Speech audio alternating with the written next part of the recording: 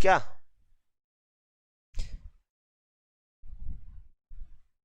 चलिए sound problem था तो कोई दिक्कत नहीं था, वो आपका क्लियर हो जाएगी, ठीक है। चलिए कह रहा कि phi equal to Q by 1/ε0 हो जाएगा। क्या हो जाएगा? गॉस का प्रमेय कहता है कि किसी बंद सतह के अंदर कोई सतह क्या होगा? बंद होगा। उस बंद सतह के अंदर स्थित आवेश के कारण जो होता है आवेश 1/ε0 के गुणन के बराबर होती है। अर्थात फाई इक्वल टू क्या हो जाती है? Q by phi equal to q into 1/ε0, जिसे हम लोग लिख सकते हैं phi equal to Q by ε0। और याद रखेंगे यह चार्ज जो होगा वो कहाँ होगा? अंदर होगा। क्या होगा? अंदर होगा, इनवार्ड होगा। किधर होगा? इनवार्ड। चार्ज होगी वो इनवार्ड होगी। तो गॉस का प्रमेय जो होता है वो किसी बंद सतह के लिए एप्लीकेबल है, और इसे हम लोग को प्रूव करना है कि phi equal to Q by ε0 कैसे होती है, ठीक है। इसे हम लोग देखते हैं, इसका प्रूव करते हैं। क्या करते हैं? प्रूव।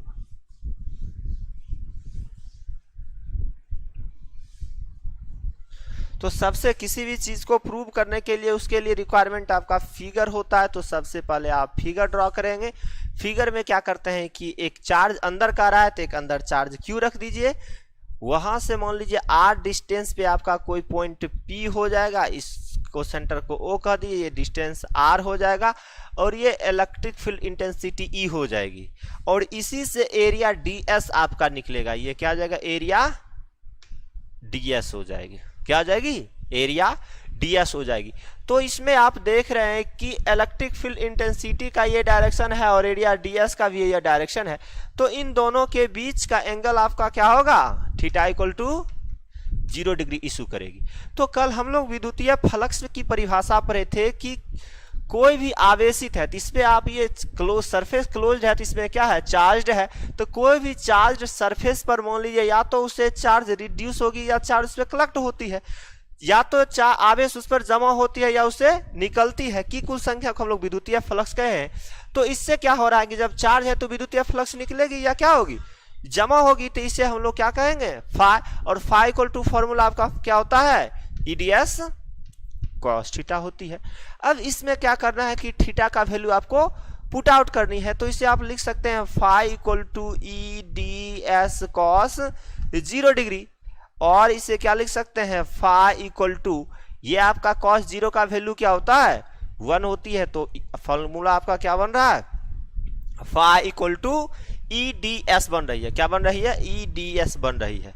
इसे इक्वेशन आप फर्स्ट मान लेंगे। क्या मान लेंगे? इसे इक्वेशन फर्स्ट मान लेंगे। अब क्या देख रहे हैं कि किसी पॉइंट P है। क्या है आपका? कोई पॉइंट P है, यहीं से आपका इलेक्ट्रिक फील्ड इंटेंसिटी रिड्यूस्ड होती है, विद्युतीय क्षेत्र की तीव्रता निकलती है, और यहीं से आपका एक क्षेत्रफल ds आ जाएगा। तो बिंदु P पर विद्युतीय फ्लक्स आप देख रहे हैं, at electric flux at point P देख रहे हैं। तो उसके लिए क्या कहते हैं कि P पर तीव्रता निकल रहा है। क्या है? P पर विद्युतीय क्षेत्र की तीव्रता, intensity at point P, intensity at point P,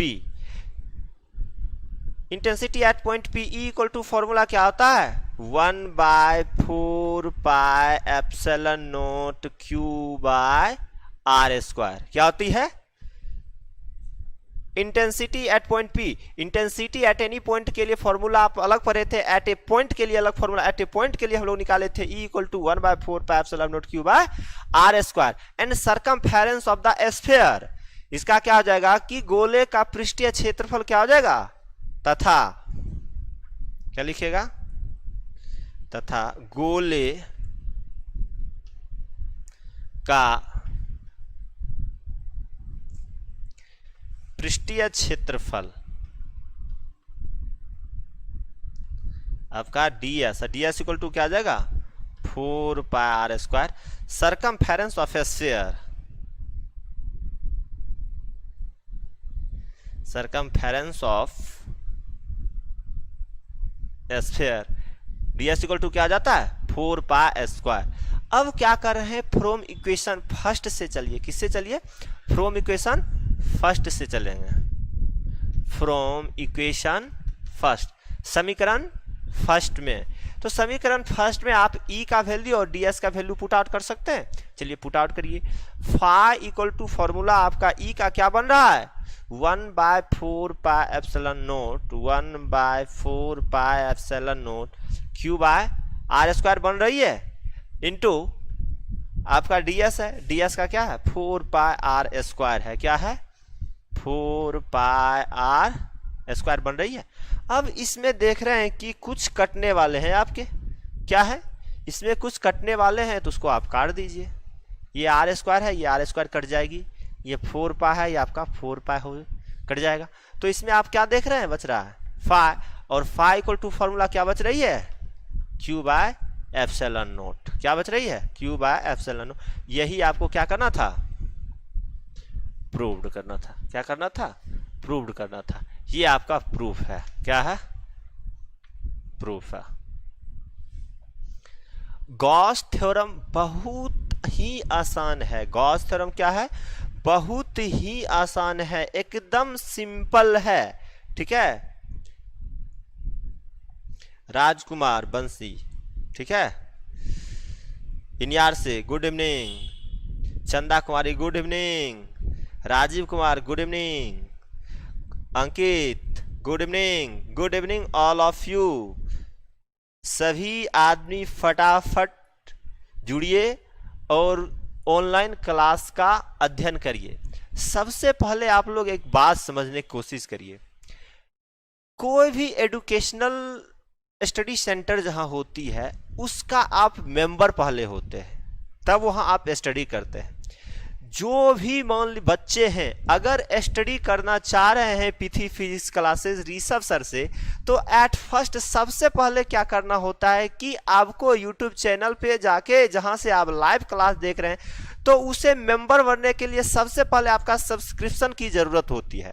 क्या होती है, सब्सक्रिप्शन की जरूरत होती है। और आप लोग सब्सक्राइब तो कर लिए हैं, सिर्फ अपने से मतलब है, क्या है, अपने से मतलब है, ऐसा नहीं होनी चाहिए।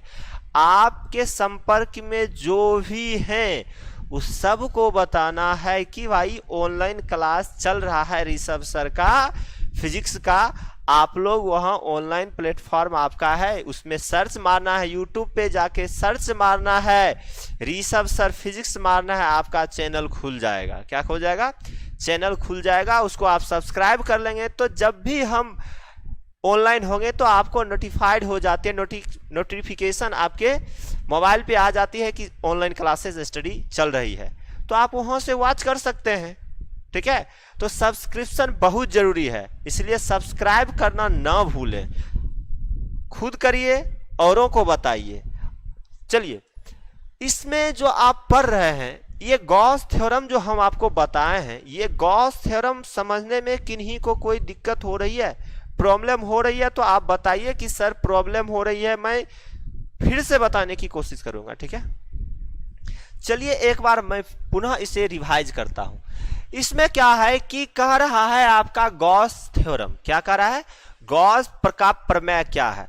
तो गॉस का प्रमेय क्या होता है कि किसी बंद सतह, क्या होता है कि कोई इनक्लोज्ड सरफेस लेते हैं, क्या करते हैं, बंद सतह लेते हैं, और उस इनक्लोज्ड सरफेस के अंदर आपका इनवर्ड जो चार्ज होता है उससे क्या होता है कि इलेक्ट्रिक फ्लक्स जो निकलती है, तो जब इलेक्ट्रिक फ्लक्स निकलती है तो ये फाई होती है, और फाई इक्वल टू कह रहा है उस चार्ज का 1/ε0 टाइम्स इक्वल होता है। क्या होता है, 1/ε0 टाइम्स इक्वल होती है, अर्थात किसी बंद सतह के अंदर स्थित आवेश के कारण निर्गत विद्युतीय फ्लक्स उस सतह के अंदर स्थित आवेश का 1/ε0 गुना होता है। गॉस का प्रमेय आपका यही कहता है, क्या कहता है, गॉस का प्रमेय ये कहता है। अर्थात इसे आप फाई इक्वल टू Q/ε0 लिख सकते हैं। याद रखेंगे ऑलवेज ये Q जो होती है वो क्या होती है, इनवर्ड होती है। क्या होती है आपका, इनवर्ड होती है, अंदर होती है, ठीक है।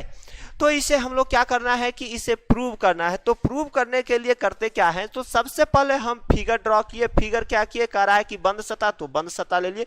उसके अंदर कह रहा है आपका चार्ज, तो उसके अंदर हम चार्ज ले लिए। अब क्या कर रहे हैं कि उसका पॉइंट ओ ले लिए।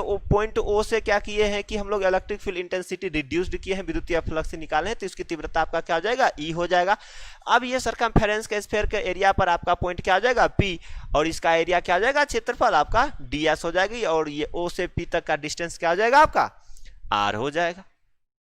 तो ये दोनों के बीच का एंगल क्या बन जाएगी, थीटा हो जाएगी। थीटा और क्या हो जाएगा, 0 डिग्री हो जाएगा।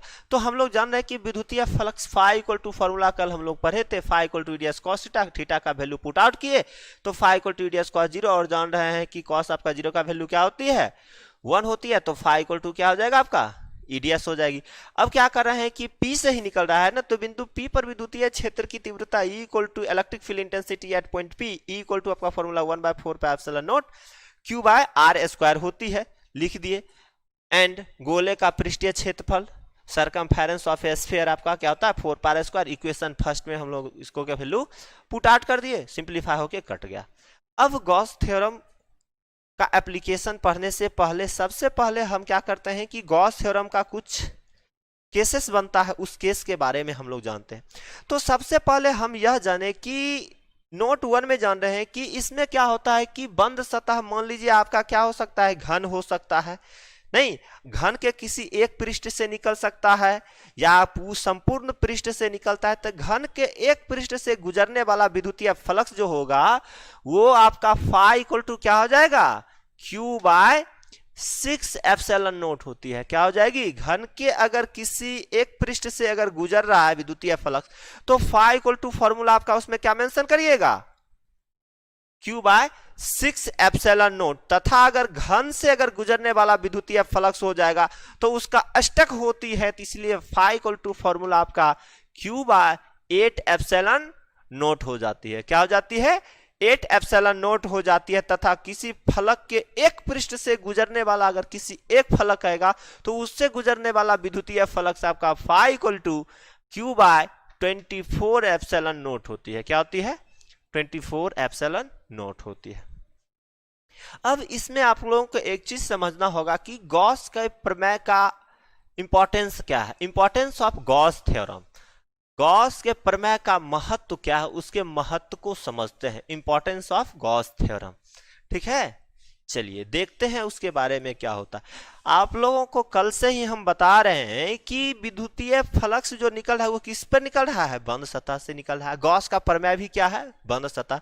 तो गॉस का प्रमेय जो होगा वो सभी बंद पृष्ठों के लिए एप्लीकेबल होगा। क्या होगा, गॉस का प्रमेय जो होगा किसके लिए एप्लीकेबल होगा, बंद पृष्ठ के लिए एप्लीकेबल होगा। तो सबसे पहला इंपॉर्टेंस आप यह कहेंगे कि गॉस का प्रमेय सभी बंद सतहों के लिए लागू होती है, सत्य होती है, चाहे उसका आकार और आकृति कुछ भी क्यों ना हो। फर्स्ट इंपॉर्टेंस क्या कहेंगे कि गॉस का प्रमेय किसके लिए लागू होती है, सभी बंद सतहों के लिए। उसका आकार और आकृति कुछ भी हो उससे हमको कोई मतलब नहीं है। तो फर्स्ट एप्लीकेशन आपका यही कह रहा है कि Gauss theorem applicable for all closed surface. ठीक है, चाहे उसका आकार और आकृति, उसका शेप एंड साइज कुछ भी क्यों ना हो।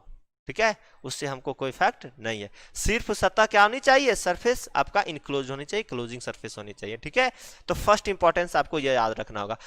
सेकेंड इंपॉर्टेंस आपका क्या कहता है कि गॉस का प्रमेय जो होता है वो सममित आवेश विन्यासों के लिए होती है। क्या होती है, सममित, सिमेट्रिकल के लिए हम लोग यूज करते हैं। तो उसमें क्या होता है कि आपका एक साइलेंड्रिकल हो सकता है, किसके लिए हो सकता है, साइलेंड्रिकल के लिए हो सकता है।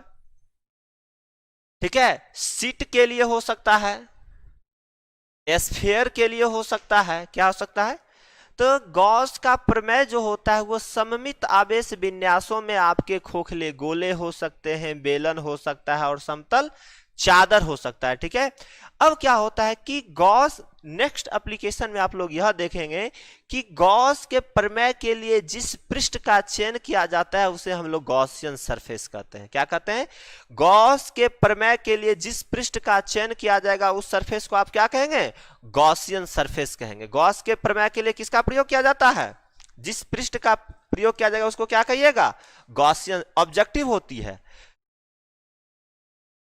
कूलम्ब का नियम भी पढ़ लिए हैं। तो कूलम्ब का नियम और गॉस का प्रमेय का व्युत्क्रम वर्ग नियम दोनों परस्पर क्या होती है, बराबर होती है। अर्थात गॉस का प्रमेय और कूलम्ब का व्युत्क्रम वर्ग नियम जो होगी वो आपके क्या होंगे, परस्पर इक्विवेलेंट होती है, तुल्य होती है। ठीक है, तो ये इंपॉर्टेंस ऑफ गॉस थ्योरम था। अब हम लोग एप्लीकेशंस ऑफ गॉस थ्योरम में पढ़ रहे हैं। जो सममित आवेश विन्यास था उसमें क्या करना है कि सबसे पहला आपका टॉपिक जो होगा वो आपका इनफिनाइटली लॉन्ग शीट चार्ज के लिए होगा। किसके लिए होगा, इनफिनाइटली लॉन्ग शीट चार्ज के लिए होगा, छड़ चालक के कारण, रेखीय छड़ चालक के कारण। एप्लीकेशंस ऑफ गॉस थ्योरम,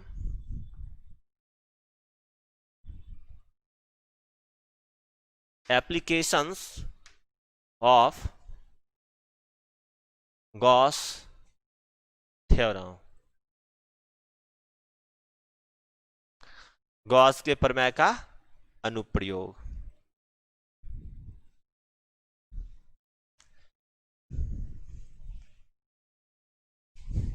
तो गॉस के प्रमेय का अनुप्रयोग में फर्स्ट हम लोग पढ़ेंगे रेखीय आवेशित चालक के लिए, इनफिनाइटली लॉन्ग शीट चार्ज के लिए। किसके लिए, इसके लिए क्या करना होगा, तो सबसे पहले आपको एक इनफिनाइटली लॉन्ग शीट लेना है। क्या करना है, इनफिनाइटली लॉन्ग शीट ले लेनी है। आप शीट ले लीजिए, ठीक है। अब इसमें क्या कर रहे हैं, शीट कहिए, रॉड कहिए, कुछ भी कहिए। अब इस पे क्या करना है कि चार्ज लगाना है। क्या लगाना है, चार्ज लगाना है। तो इस पे आप चार्ज मेंशन कर दीजिए। क्या कर दीजिएगा, चार्ज मेंशन कर देते हैं, ठीक है। अब क्या करना है कि मान लीजिए अब ये आपका ओपन सरफेस है। क्या है, ओपन सरफेस है। और ओपन सरफेस पे गॉस का थ्योरम एप्लीकेबल होता है, नहीं होता है। तो इसके लिए क्या करना होगा, सरफेस को क्लोज करना होता है। क्या करना होता है, सरफेस को क्लोज करना होता है। इसके लिए क्या करेंगे हम लोग,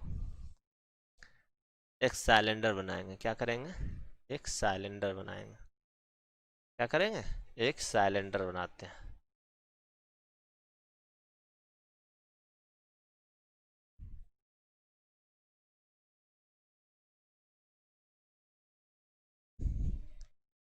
एक साइलेंडर बनाइए।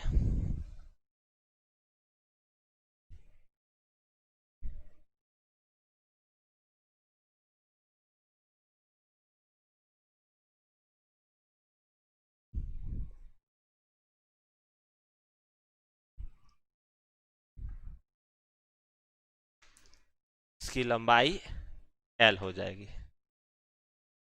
इसका रेडियस क्या हो जाएगा, R हो जाएगा। क्या हो जाएगा, रेडियस R हो जाएगा। और यहां से आपका इलेक्ट्रिक फील्ड इंटेंसिटी रिड्यूस होगी। तो ये आपका पॉइंट P लेट कर सकते हैं। तो ये आपका जो यहाँ से रिड्यूस हो रहा है ये आपका एरिया DS भी हो जाएगा, ठीक है।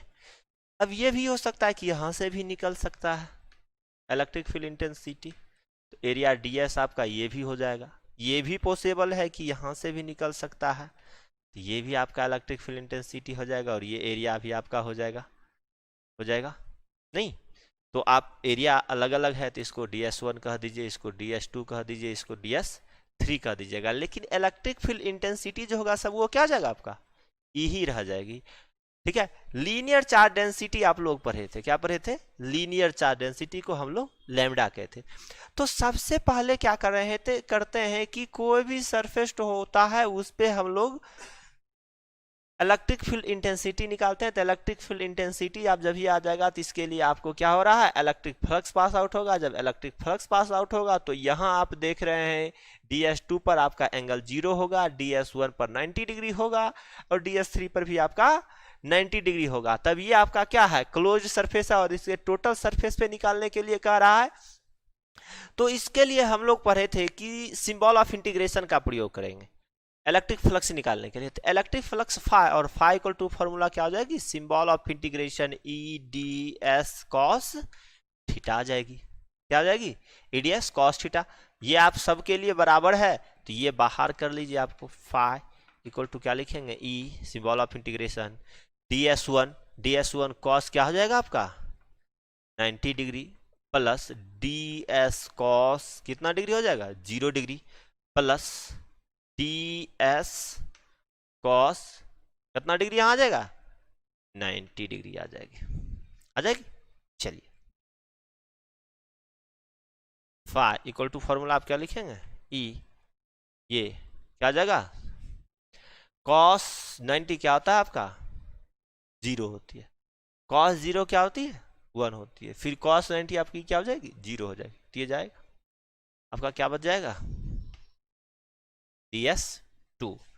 अब यहां देख रहे हैं आपका सिलेंडर है क्या है सिलेंडर बन रहा है तो इसका एरिया आपका क्या होता है 2 पाई आर एच होता है क्या होता है 2 पाई आर एच एच के स्थान पर आपका इस क्या लिखे हैं हाइट एल तो ये क्या हो जाएगी 2 पाई आर एल हो जाएगी क्या हो जाएगी 2 पाई आर एल तो फाई इक्वल टू फॉर्मूला आपका हो जाएगा ई 2 पाई आर एल इक्वेशन ये क्या हो जाएगा फर्स्ट हो जाएगी।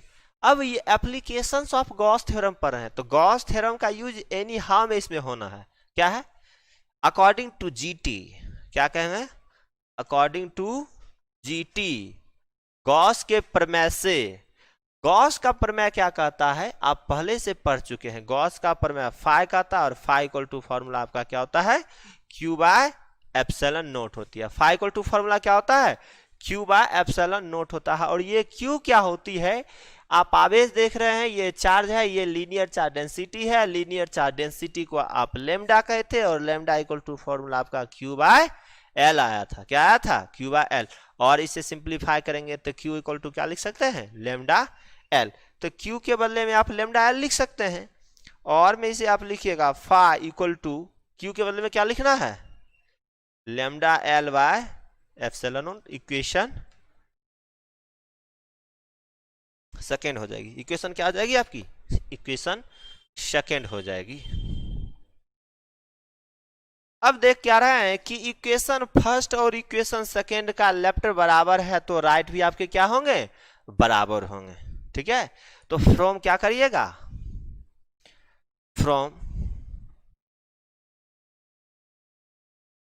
इक्वेशन फर्स्ट एंड सेकेंड समीकरण फर्स्ट और समीकरण सेकेंड से तो क्या आ जाएगा आपका E 2 pi R L equal to formula हो जाएगा आपका lambda L by epsilon note.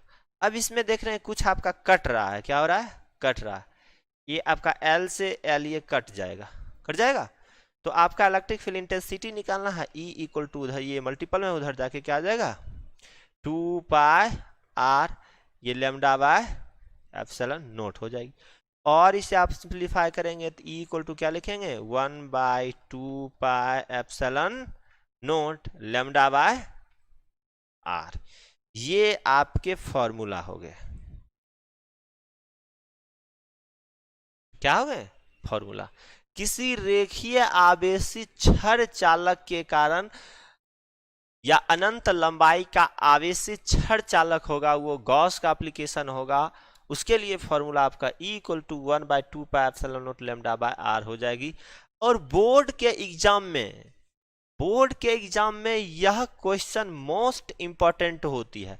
ये क्या कहता है कि जब भी आपका 5 मार्क्स का क्वेश्चन पूछता है तो उसमें आपका क्वेश्चन इस प्रकार से बनता है कहता है आपका कि गॉस का प्रमेय को लिखें गॉस के प्रमेय को क्या करना है लिखना है और उसकी सहायता से किसकी गॉस के प्रमेय की सहायता से इनफिनिटली लॉन्ग थिन रॉड के लिए आपको क्या निकालना है इलेक्ट्रिक फील्ड इंटेंसिटी निकालनी है क्या निकालनी है इलेक्ट्रिक फील्ड इंटेंसिटी निकालनी है। तो सबसे पहले क्या करना होगा कि गॉस थ्योरम का लैंग्वेज लिखना होगा उसका फॉर्मूला लिखना होगा उसके बाद ये फिगर बनानी होगी फिगर बनाने के बाद इसका लैंग्वेज होगा।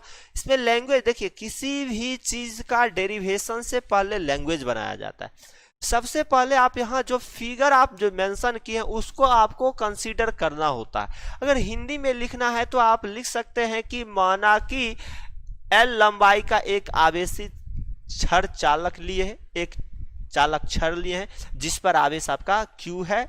इस पर विद्युतीय क्षेत्र की तीव्रता निकालनी है, तो इसके लिए एक R त्रिज्या के बेलन की कल्पना करते हैं जिसके पृष्ठ से निर्गत विद्युतीय फ्लक्स। अगर आपको इंग्लिश में लिखनी है तो आप कंसीडर कर सकते हैं, consider a long thin rod which separated charge Q. To find electric field intensity at this rod, we draw an image or a cylinder. ठीक है, the total electric flux passing through this surface is phi equal to symbol of integration E ds cos theta, और इसका derivation कर दिए। अगर इससे related आपके कोई न्यूमेरिकल्स होते हैं तो न्यूमेरिकल्स का वैल्यू आप लोगों को 2 पाई एप्सिलॉन नॉट का दीजिएगा, तो ये आपका लॉन्ग प्रोसेस हो जाएगा।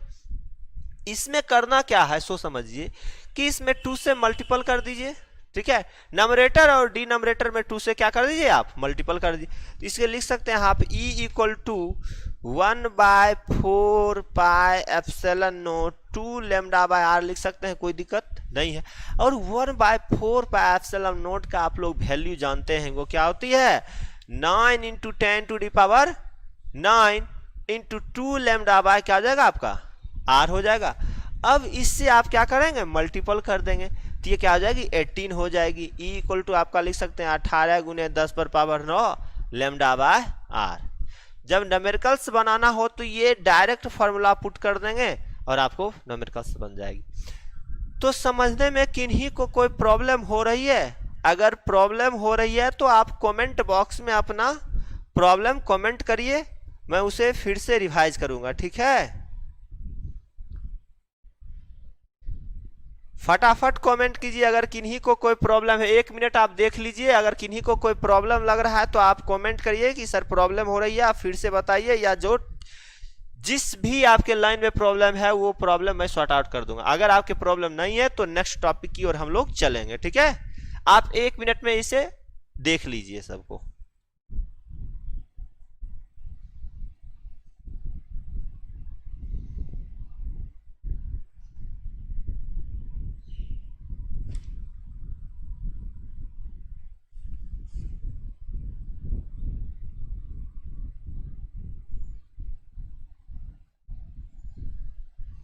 Rajiv Kumar, I am not understand. चलिए राजीव, आप ये क्वेश्चन नहीं समझे, इस डेरिवेशन को नहीं समझे, मैं फिर से समझाता हूं, आप इसे अच्छी तरह से समझिए। सबसे पहले आपका क्वेश्चन क्या है इस चीज को आप समझिए। क्वेश्चन आपका कह रहा है चालक छड़ के कारण, किसी रेखीय आवेशित छड़ चालक के कारण विद्युतीय क्षेत्र की तीव्रता ज्ञात करना, या अनंत लंबाई के एक समान आवेशित सीधे चालक के कारण विद्युतीय क्षेत्र की तीव्रता ज्ञात करनी है। कहाँ ज्ञात करनी है? Electric field intensity due to an infinitely long uniform charged wire और रॉड पे निकालना है। तो इसके लिए सबसे पहले क्या करना होता है कि हमें एक फिगर बनानी होती है। क्या होती है? फिगर बनानी होती है। इसके लिए क्या करना होगा कि अनंत लंबाई का कोई रेखीय आवेशित छड़ चालक लिए हैं। क्या लिए हैं? रेखीय आवेशित छड़ चालक लिए हैं, जिसका रेखीय घनत्व तो क्या होगा? लैम्डा होगा। लीनियर चार्ज डेंसिटी क्या होगी? लैम्डा होगी। और इस लैम्डा रेखीय आवेशित छड़ चालक के समाक्षीय, समाक्षीय का अर्थ हो गया कि उसके अक्ष के बराबर में, समाक्षीय आर त्रिज्या का, किसका? आर त्रिज्या एवं एल लंबाई के एक काल्पनिक गॉसियन तल की कल्पना करते हैं। क्या करते हैं? काल्पनिक गॉसियन तल की कल्पना करते हैं, जिसके तल से निर्गत विद्युतीय फ्लक्स निकालना होता है। सबसे पहले आपका करना क्या है कि एक तार लिए, आप एक रॉड लिए, एक छड़ लिए, उस पर आवेश आप क्या डाल दिए? क्यू डाल दिए। अब जान रहे हैं कि आप ये अगर मान लीजिए सिर्फ छड़ ले रहे हैं, क्या ले रहे हैं? छड़ ले रहे हैं। अब इस छड़ पर आपका आवेश चार्ज, आपका इस पर सेपरेटेड है, चार्ज है। अब इस पर आपका इलेक्ट्रिक फील्ड इंटेंसिटी निकालना है अकॉर्डिंग टू गॉस। और गॉस का एप्लीकेशन आपका कहता है, गॉस थ्योरम कहता है कि Gauss theorem is applicable only for closed surface. Gauss का प्रमेय कहां पर एप्लीकेबल होता है, कहां लगाया जाता है? सिर्फ और सिर्फ बंद सतहों के लिए लगाई जाती है। कहां लगाई जाती है? बंद सतह, तो इसके लिए आपको क्या करना होगा कि सतह तो बंद करनी होगी। इस सतह को बंद करने के लिए क्या किए हैं कि इसके समाक्षीय आर त्रिज्या का, किसके, आर त्रिज्या का, आर रेडियस का आप एक क्या किए, काल्पनिक बेलन की कल्पना करते हैं। क्या करते हैं, काल्पनिक बेलन, इमेजिनरी सिलेंड्रिकल की कल्पना कर रहे हैं। ठीक है, इसकी लेंथ आपकी क्या हो जाएगी, एल। अब इसको हम लोग क्या कर देंगे, कनेक्ट कर देंगे। तो आपका ये क्या हो गया, अब ये सरफेस जो हो गया वो आपका क्लोज्ड हो गया। अब यहां से देख रहे हैं कि इसके मान लीजिए सेंटर से आपका विद्युतीय फ्लक्स निकलेगा या इसके इंड कॉर्नर से विद्युतीय फ्लक्स निकलेगा, तो विद्युतीय फ्लक्स आपका इलेक्ट्रिक फ्लक्स ये हो जाएगी। और एरिया मान लीजिए ये भी हो सकता है, एरिया आपका ये भी हो सकता है और ये एरिया ये भी हो सकता है। तो एरिया ds1 कह दिए, इसके ds2 कह दिए और एरिया इसको ds3 कह दिए। लेकिन इलेक्ट्रिक फ्लक्स जो निकलेगा सबके लिए इक्विवेलेंट होती है एट एनी पॉइंट के लिए। तो अब क्या कर रहे हैं, तो इलेक्ट्रिक फ्लक्स निकालना है। तो इलेक्ट्रिक फ्लक्स का फॉर्मूला आप फाई जान रहे हैं और phi equal to formula ds cos theta होता है। अब इसमें कहिएगा कि सर ये सिंबल ऑफ इंटीग्रेशन का प्रयोग आपने क्यों किया। तो सिंबल ऑफ इंटीग्रेशन का प्रयोग हम इसलिए करते हैं, पहले इंटीग्रेशन के बारे में जानिए। इंटीग्रेशन और डिफरेंशिएशन आप लोग मैथ में पढ़ते ही होगा। डिफरेंशिएशन का अर्थ होता है तोड़ना। क्या होता है डिफरेंशिएशन का अर्थ, तोड़ना। और इंटीग्रेशन का अर्थ क्या होता है, जोड़ना। जब कोई छोटे छोटे पार्ट रहते हैं और उस पार्ट को एक बड़ा पार्ट में बनाना होता है, तो उसके लिए हम लोग क्या करते हैं, डिफरेंशिएट करते हैं या इंटीग्रेट करते हैं, इंटीग्रेट करते हैं, जोड़ने की क्रिया कर रहे हैं। तो आप देख रहे हैं ds1 है, ds2 है, ds3 है, तो इसको जोड़ना है। तो इसके लिए क्या कर रहे हैं हम लोग, सिंबल ऑफ इंटीग्रेशन का प्रयोग किए। इसका व्याख्या, इसको देखिए, ये सिंबल ऑफ इंटीग्रेशन आया कहां से, ये पहले आप समझिए। लिखिए सम, देख रहे हैं सम, सम का अर्थ क्या होता है, योग। इसकी व्याख्या न्यूटन, सर्वप्रथम न्यूटन महोदय ने ही सिंबल ऑफ इंटीग्रेशन का प्रयोग किए थे। ये सम है, समेशन है। सम को क्या किए कि जोड़ना है, तो इसके लिए एस लेटर जो है ये देख लीजिए लेटर है, और इसलिए इसको क्या करें हम लोग, सम कर रहे हैं, जोड़ कर रहे हैं। तो जितने भी टुकड़े टुकड़े चीज होंगे उसको जोड़ने के लिए हम लोग समेशन का प्रयोग करते हैं, सम का प्रयोग करते हैं। तो इसलिए सिंबल ऑफ इंटीग्रेशन निकाल दिए और ये लिख दिए। अब इलेक्ट्रिक फील्ड इंटेंसिटी सभी के लिए एक ही है, इसको बाहर कर लिया। अब सबका वैल्यू, अब यहाँ देख रहे हैं ये 90 डिग्री शो हो रही है या 0 डिग्री। अब कहिएगा सर 90 डिग्री कैसे हो रहा है, तो कल हम लोग फॉर्मूला पढ़े थे, इलेक्ट्रिक फील्ड इंटेंसिटी का डायरेक्शन ये है, एरिया का डायरेक्शन ये है, दोनों के बीच का एंगल क्या है, 90 डिग्री होगा। इसमें क्या है, इलेक्ट्रिक फील्ड इंटेंसिटी का भी डायरेक्शन ये है, आपका एरिया ds का भी डायरेक्शन ये है, तो 0 हो जाएगा। फिर यहाँ सिमिलरिटी आपका 90 डिग्री हो जाएगी। पुट कीजिए। अब cos 90 का वैल्यू जान रहे हैं क्या होता है, 0 होता है, 0 का 1 होता है, 90 का 0 होता है, तो ये चल जाएगा, ds2 आ जाएगा। अब ये क्या होगा, खोखला। अब इसका मान लीजिए क्षेत्रफल निकालना है। इसका क्षेत्रफल आप क्या जानते हैं, 2 पाई r, h जानते हैं, h नहीं है, यहाँ आपका लेंथ l है, तो इसीलिए यहाँ हम लोग क्या लिख दिए, l लिख दिए। तो phi equal to e 2 pi r l हो जाएगा। अब जान रहे हैं कि गॉस के प्रमेय के एप्लीकेशंस पर हैं, तो अकॉर्डिंग टू गॉस थ्योरम इसको लिखते हैं हम गॉस के प्रमेय से। क्या लिखेंगे, गॉस के प्रमेय से, गॉस के प्रमेय से। तो गॉस का प्रमेय क्या होता है, phi equal to Q by epsilon naught होता है। क्या होता है, अब गॉस का प्रमेय में आप लोग ये पढ़ रहे हैं, ये phi equal to Q by epsilon naught हो गया। तो आप आवेश का डिस्ट्रीब्यूशन किए थे, तो डिस्ट्रीब्यूशन ऑफ चार्ज, आप linear charge density, surface charge density and volume charge density किए थे।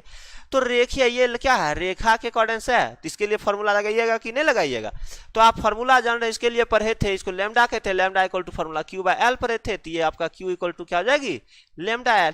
तो ये क्यू के बदले में हम लोग क्या लिख दिए, लैम्डा एल लिख दिए। अब देख रहे हैं इक्वेशन फर्स्ट और इक्वेशन सेकेंड का आपका लेफ्ट बराबर है, तो राइट भी क्या हो जाएगी, बराबर हो जाएगी। हमें उम्मीद है कि राजीव आप समझ गए होंगे। ठीक है, स्टेप 2 मैं आपका टोटल स्टेप समझा दिया हूं। ठीक है राजीव, अगर किन्हीं को और कोई प्रॉब्लम है तो आप कमेंट बॉक्स में अपना कमेंट डालिए, नहीं तो मैं इसे इरेज कर दूंगा। ठीक है, नेक्स्ट क्वेश्चन की ओर हम लोग बढ़ेंगे। अगर किन्हीं को कोई प्रॉब्लम है तो आप कमेंट बॉक्स में लिखिए, अगर नहीं कमेंट है तो आप लिखिए कि सर प्रॉब्लम नहीं है। ठीक है, आप लोग समझ गए, लिखिए सर समझ गए, आगे बढ़ेंगे। ठीक है, मैं 1 मिनट आप लोगों का वेट कर लेता हूं, उसके बाद मैं इरेज करके नेक्स्ट क्वेश्चन की ओर चलूंगा।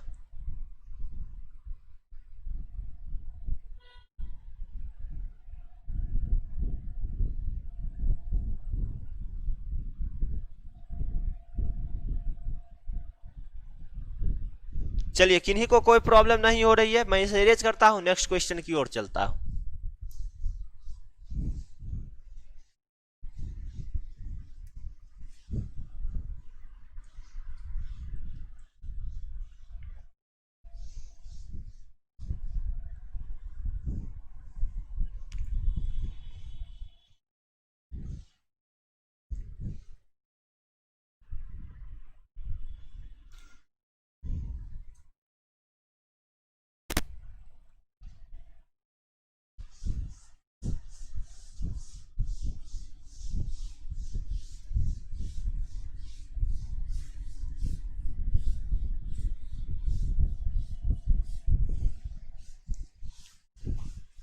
नेक्स्ट क्वेश्चन आपका समतल चादर के लिए होगा।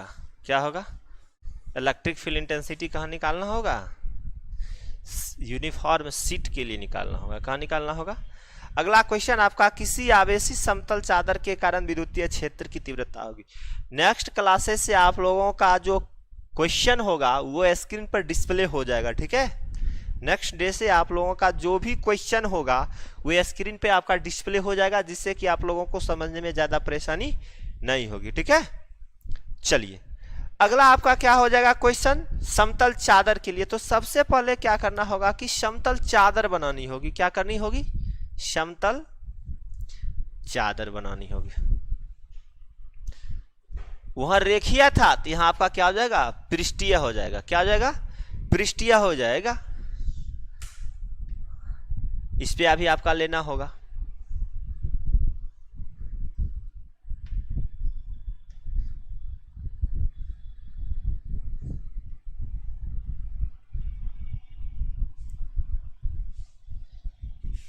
ये आपका क्या हो जाएगा? सरफेस हो जाएगा। एज फॉर एग्जांपल आप कह सकते हैं कि आपका ये बोर्ड है। क्या है? बोर्ड है। तो ये आपका चादर है। अब चादर पर आपको इसको ऐसे रखना है तो आप ऐसे रखिएगा तो ये 3D इमेज बनता है। तो आपको इमेज इस पेज से उस साइड का तो दिखाई नहीं देगा, तो उस साइड को दिखाने के लिए आप क्या करिएगा? ऊपर करिएगा और नीचे साइड ये आपका शेडेड एरिया हो जाएगा, तो ये आपको दिखाई नहीं देगा। तो इसलिए शेडेड एरिया हो जाएगा, इसलिए आपको ये दिखाई नहीं दे रही है। इसमें क्या हो जाएगा कि इलेक्ट्रिक फील्ड इंटेंसिटी इसी से निकलेगा, इसका एरिया ds यही होगा। फिर यहाँ से इलेक्ट्रिक फील्ड इंटेंसिटी आपका यही हो जाएगा, एरिया ds यही हो जाएगा। अब ये सेंटर से भी निकलेगा, यहाँ सेंटर से भी निकलेगा ना, तो ये सेंटर से इलेक्ट्रिक फील्ड इंटेंसिटी हो जाएगा। तो इसका रेडियस आपको क्या लिखना होगा? रेडियस ये r हो जाएगा।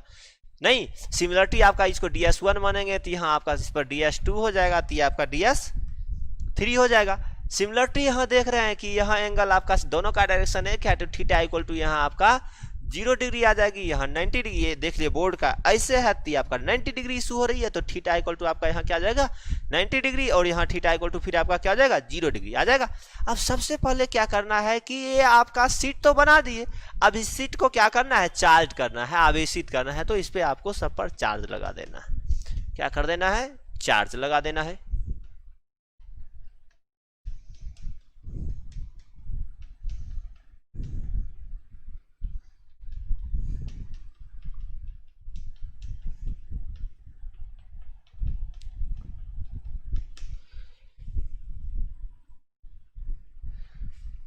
जो भी नेक्स्ट मतलब जो भी प्रीवियस क्वेश्चन समझे हैं वो इस क्वेश्चन को सिंपली वे में आप बना देंगे, इसमें कुछ नहीं है, ठीक है। Rajiv, I have understood. चलिए, अच्छी बात है राजीव। अब इसमें क्या करना है कि कुछ नहीं करनी है, बस लैंग्वेज बनाना है। वो आपको माना कि लिखना ही है। माना कि क्या लीजिएगा? अनंत लंबाई का आपका एक आवेशी समतल चादर लीजिएगा, जिस पे आपका विद्युतीय फ्लक्स की तीव्रता निकालनी है। तो इसके लिए आपका क्या हो जाएगा? विद्युतीय फ्लक्स, और विद्युतीय फ्लक्स फा होता है, और फा इक्वल टू फॉर्मूला फिर से वही EDS cos थीटा, फिर E आपका बाहर आ जाएगा। क्या आ जाएगा? ये आपका ds1 cos कितना डिग्री हो जाएगा? 0 डिग्री हो जाएगा, प्लस ds2 cos 90 डिग्री हो जाएगी, प्लस ds3 cos 0 डिग्री हो जाएगी। अब देख रहे हैं कि 90 तो जाएगा, अब 0 0 0 हो जाएगा।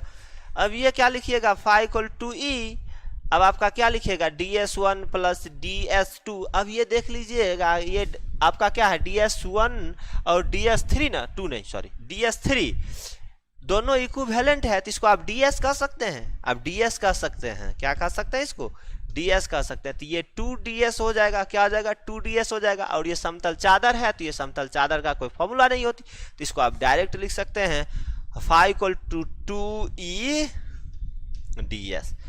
इक्वेशन क्या हो जाएगा, फर्स्ट हो जाएगी अकॉर्डिंग टू जीटी, अकॉर्डिंग टू जीटी गॉस के प्रमेय से phi इक्वल टू फॉर्मूला आप लोग क्या पढ़े हैं, q बाय एप्सिलॉन नोट पढ़े हैं, क्या पढ़े हैं, q बाय एप्सिलॉन नोट पढ़े हैं। और ये क्या है आपका पृष्ठीय क्षेत्रफल है, तो पृष्ठीय क्षेत्रफल के लिए आप लोग सिग्मा पढ़े थे, और सिग्मा इक्वल टू फॉर्मूला क्या पढ़े थे, q बाय ए पढ़े थे। तो q बाय ए कहिए या q बाय ds कहिए, बात वही हो जाएगा। तो q इक्वल टू फॉर्मूला आपका क्या आ जाएगा, सिग्मा ds आ जाएगी। तो इसके बदले में आप लोग क्या लिख सकते हैं, phi equal to sigma ds by epsilon naught लिखिएगा। इसको इक्वेशन क्या कर लीजिएगा, सेकेंड पुट कर लीजिएगा।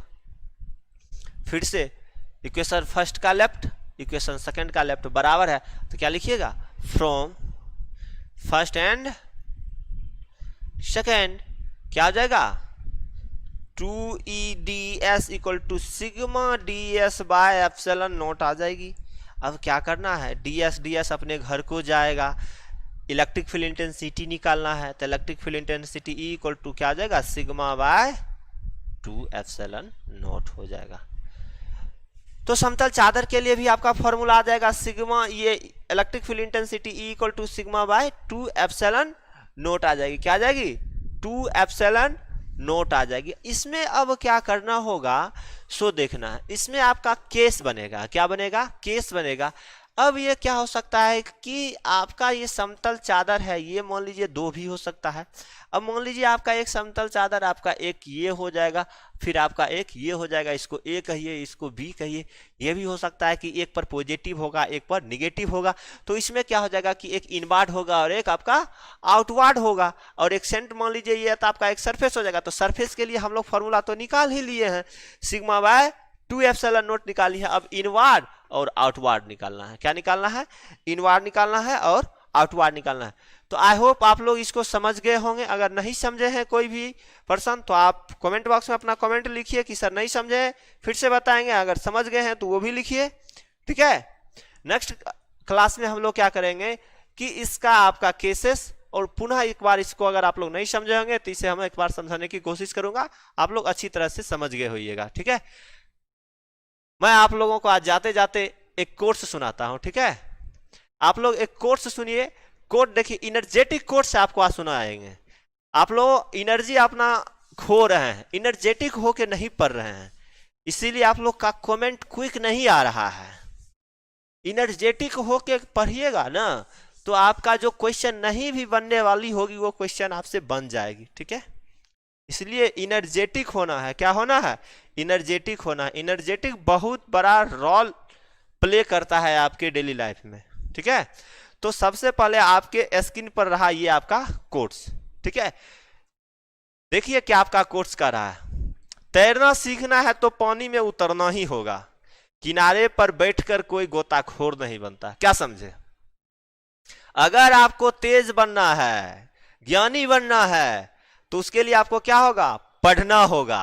अब सोचिएगा हम सिर्फ पढ़ेंगे तो क्या विद्वान बन सकते हैं, नहीं बन सकते हैं। जिस प्रकार तैरना अगर मान लीजिए सीखना है तो पानी में क्या होगा, उतरना होगा। आप सोचिएगा कि पानी में हम उतरेंगे कहीं डूब जाएंगे, हाँ, उसके डर से आप किनारे पर बैठे रह जाइएगा, तो कभी गोताखोर बन पाइएगा, नहीं बन पाइएगा। इसीलिए क्या करना है, तैरना सीखना है तो पानी में उतरना ही होगा, किनारे पर बैठने से कोई फायदा नहीं है, गोताखोर बनना है। उसी प्रकार आपको अगर ज्ञानी बनना है, अगर फिजिक्स में आपको अच्छा मार्क्स लाना है, फिजिक्स में आपको इंटेलिजेंट बनना है, फिजिक्स का स्कॉलर बनना है, तो सबसे पहले करना क्या होगा कि फिजिक्स में डुबकी लगाना होगा। फिजिक्स में डुबकी कहाँ लगाएंगे, पीथी फिजिक्स क्लासेस में लगाएंगे, ठीक है।